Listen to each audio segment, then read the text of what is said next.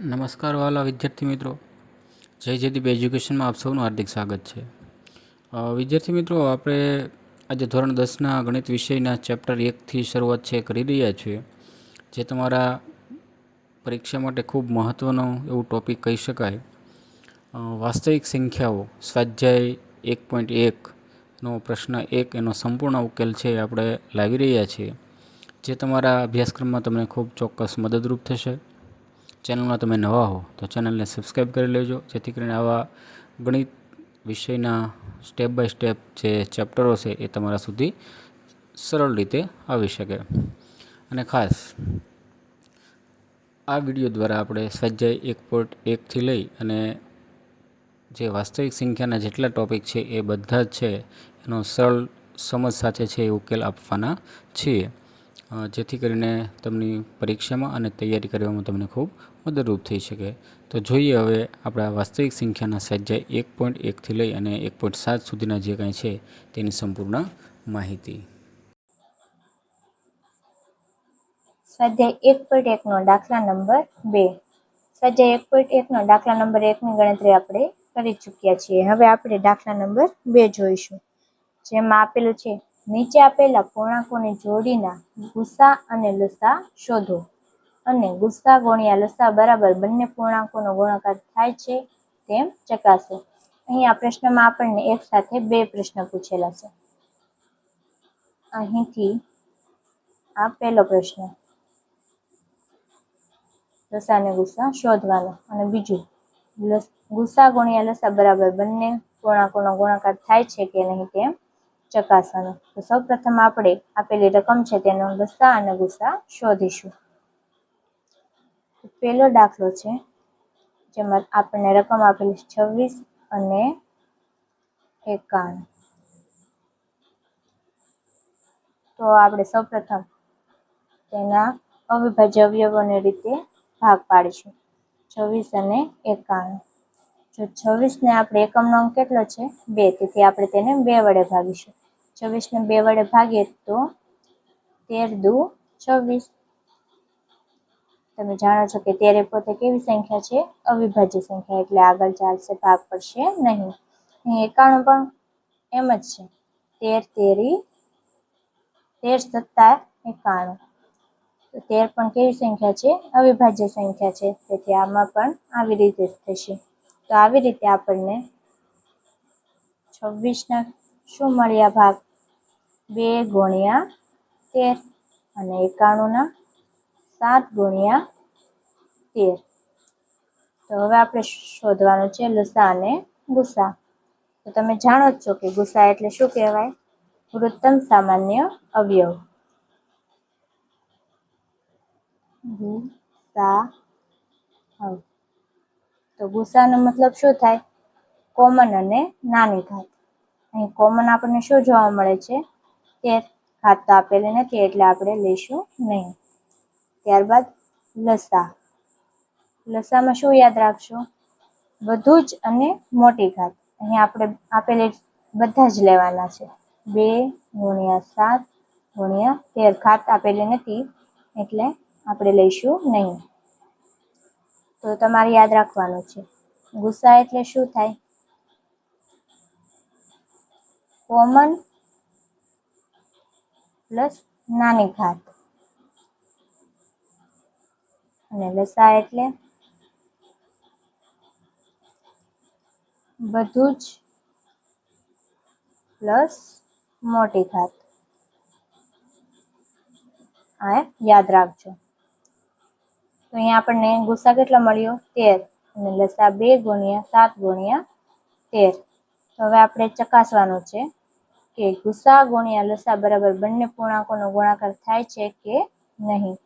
તો આપણને ગુસા ગુણ્યા લસા જોઈશું. પહેલા ગુસા ગુણ્યા લસા.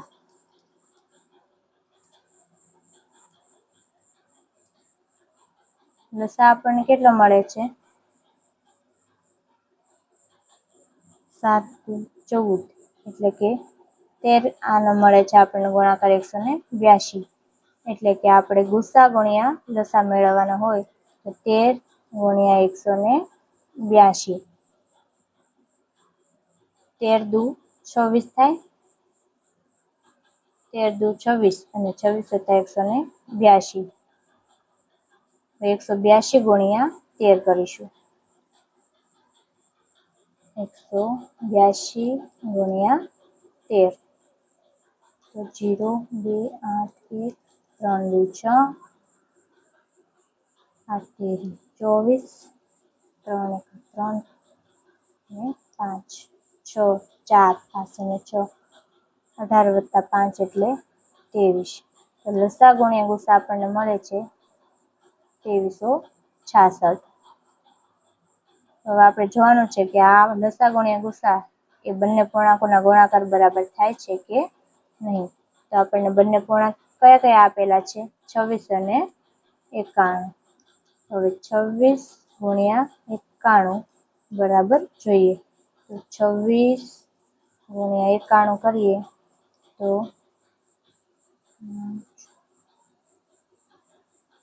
54, 9 દુ 18 ને 5 23, 6 અને 2.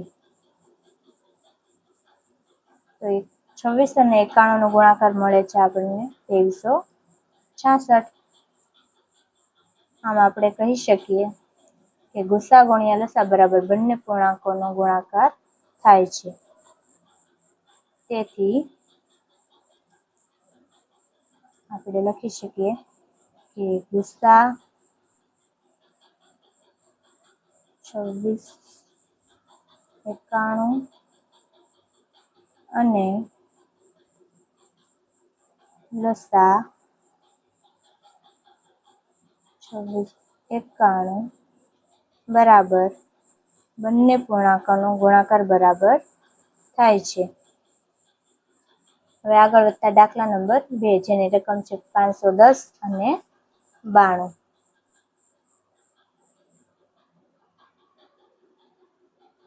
દાખલા નંબર 2 માં 510 અને 92. સૌપ્રથમ લસા અને ગુસા શોધવા માટે તેને આપણે અવિભાજ્ય અવયવની રીતથી અલગ પાડીશું. 510 ભાગ્યા 510 એકમનો અંક કેટલો છે? 0. મેં તમને અગાઉ જણાવ્યું હતું કે જ્યારે આપેલી રકમમાં 0 આપે તો તે સંખ્યાને આપણે હંમેશા 2 અથવા 5 વડે ભાગી શકીએ છીએ. અહીં આપણે સૌપ્રથમ 2 વડે ભાગવાનો પ્રયત્ન કરીએ. 510 ભાગ્યા 2, 2 દુ 4, 2 પંચા 10, 2 પંચા ને 10. તો આપણે 510 ને જો 2 વડે ભાગીએ તો આપણને મળે છે 255. અહીં 255 એકમનો અંક કેટલો છે? 5.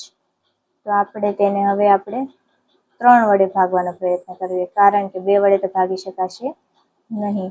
255 ભાગ્યા 3, 3 વડે ભાગી શકાશે કે નહીં તે જોઈ લઈએ.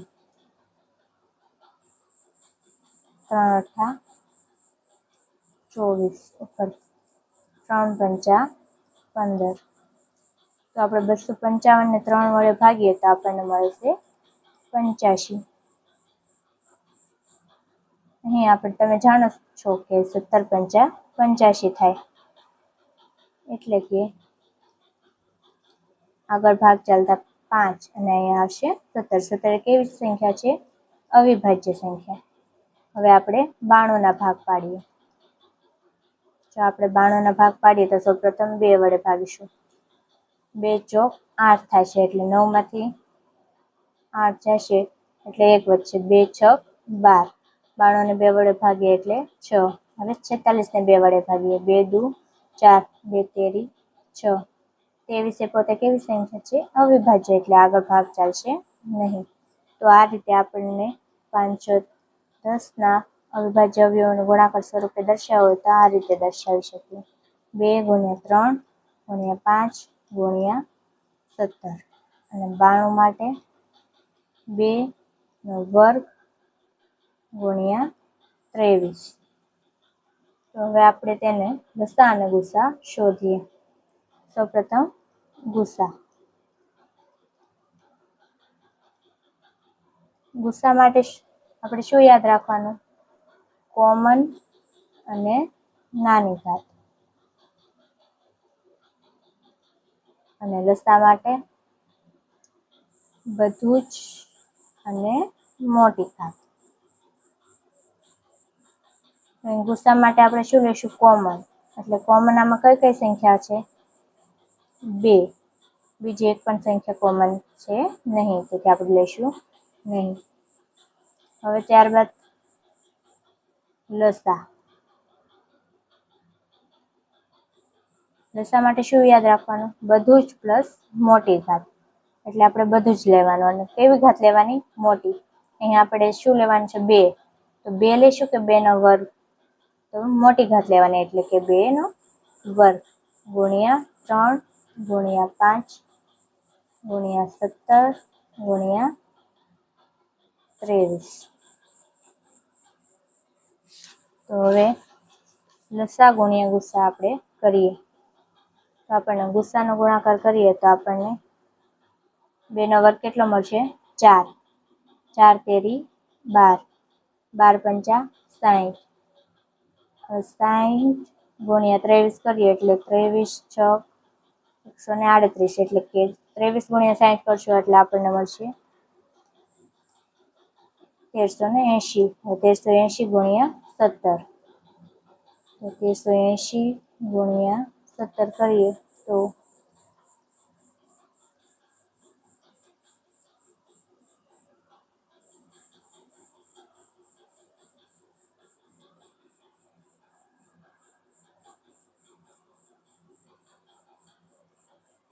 બે 7 14 9 આપણને મળશે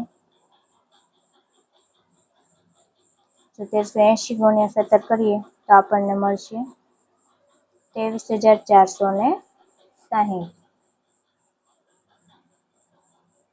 હવે આપણે તેને લસા ગુણ્યા ગુસ્સા આપણે શોધીએ. ગુસ્સા આપણને કેટલો મળેલો છે? 2. હવે આપણે 2 ગુણ્યા 23,460 કરશું. એટલે કે ગુસ્સા ગુણ્યા લસા.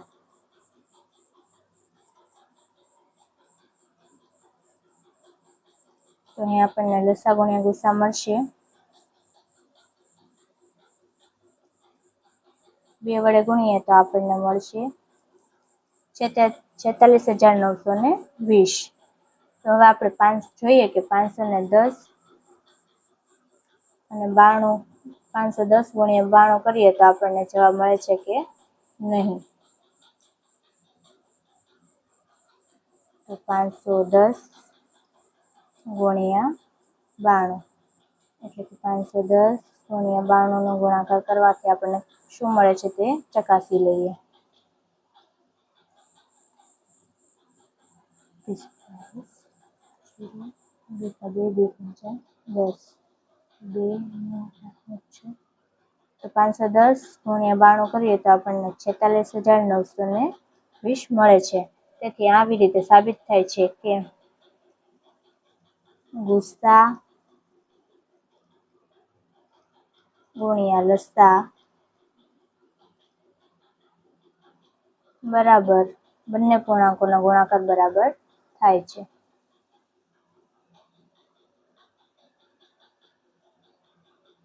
બંને પૂર્ણાંકોનો ગુણાકાર.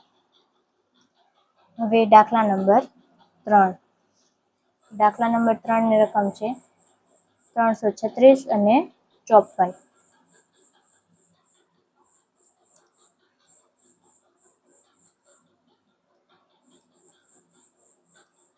દાખલા નંબર 3 336 અને 54. તો 336 એકમનો અંક આપેલો છે 2. તેથી આપણે તેને 2 વડે ભાગવાનો પ્રયત્ન કરીએ. 2 એકા 2. 3 માંથી 2 જાય તો 1 ઉપરથી આવશે 3. એટલે 3 6 12. 13 માંથી 12 જાય તો 1 વધશે, ઉપરથી આવશે 6. 2 8 16. ફરીથી 2 વડે ભાગીએ. 2 અઠા 16, 2 ચોક 8. હવે 84માં પણ એકમનો અંક 2 છે, તેથી 2 વડે ભાગ ચાલશે. 2 ચોક 8, 2 દુ 4. 42માં પણ એકમનો અંક 2 છે, તેથી આ પણ 2 વડે ભાગ ચાલશે. 2 વડે ભાગ ચાલીએ તો 2 દુ 4, 2 એકા 2. હવે 21. તો 21માં એકમનો અંક 3 છે, તેથી 2 વડે ભાગ ચાલશે નહીં. તો 3 વડે ભાગ ચલાવી 3 સત્તા 21. 7 એ પોતે કેવી છે? અવિભાજ્ય સંખ્યા છે, તેથી આપણને 336ને આપણે આ રીતે લખી શકીએ. 2 ની કેટલી ઘાત? 1, 2, 3 અને 4 ઘાત ગુણ્યા 3 ગુણ્યા 7. હવે આપણે જોઈએ 54. તો 54ના અવિભાજ્ય અવયવ પાડીએ તો આપણને મળશે, પેલા સૌપ્રથમ 2 વડે ભાગીએ એટલે 2 દુ 4 થાય છે. 5માંથી 4 જાય તો 1, ઉપરથી આવશે 4 એટલે 2 સત્તા 14 થશે. હવે ફરીથી હવે અહીં એકમનો અંક 7 છે, તેથી આપણે તેને 2 વડે ભાગી શકીએ નહીં. તો 3 વડે ભાગીએ તો 3 નવા 27, 3 તેરી 9 અને 3 એકા 3. તો આ રીતે આપણને 54ના અવિભાજ્ય અવયવોનો ગુણાકાર સ્વરૂપે દર્શાવવો હોય તો આપણને મળે 2 ગુણ્યા 3 ની 3 ઘાત. બરાબર. તો હવે આપણને લેવાનું છે ગુસા.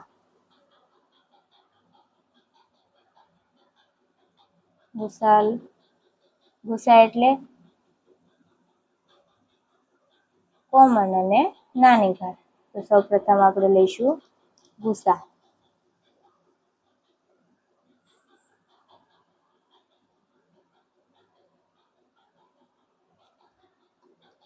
ગુસા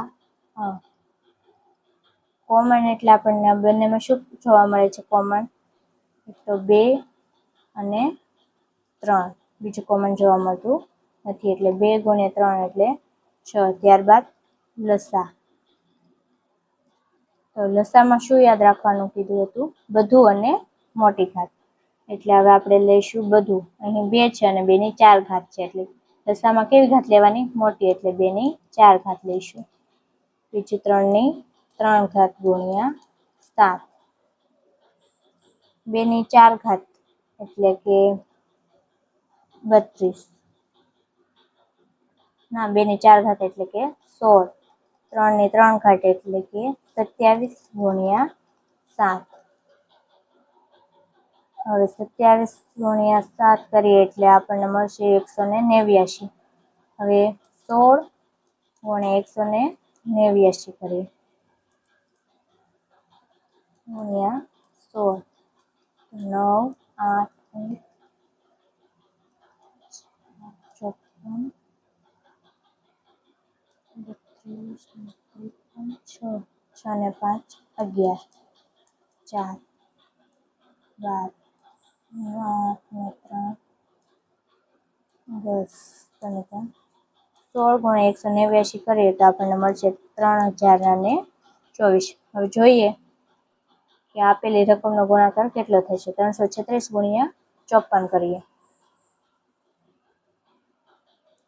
ના, પેલા ગુસા ગુણ્યા લસા કરીશું. તો ગુસા આપણને કેટલો મળ્યો હતો? 6 ગુણ્યા લસા આપણને મળશે 3024. 3024 ગુણ્યા 6 કરીએ. 3, 6, 12 ને 14, 36, 18. તો ગુસા ગુણ્યા લસા આપણને મળે છે 18144. તો હવે આપણે જોઈએ કે આપેલી બંને પૂર્ણાંકોનો ગુણાકાર 18144 થાય છે કે નહીં. બંને પૂર્ણાંક એટલે 336 ગુણ્યા 54. 336 ગુણ્યા 54.